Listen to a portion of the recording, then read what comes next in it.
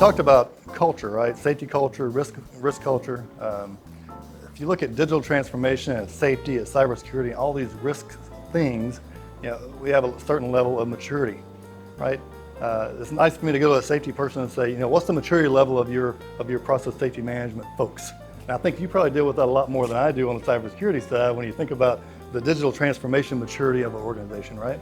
And one of the ways I test those waters is whether or not I hear the term, oh, we're air gapped. And I say this a lot. I say this with all the love and kindness I have to spare. Air gapping is a myth, okay?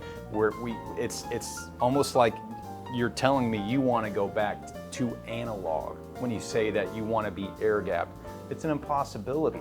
And that's just one of those early kind of, all right, let's test the waters. What are the people's appetite, like you said, for the culture, for digital transformation? And usually that's one of those telltale signs. Right, and I think that every conversation I have around safety now, digital transformation comes up, and I never ever thought that would happen 3 years ago.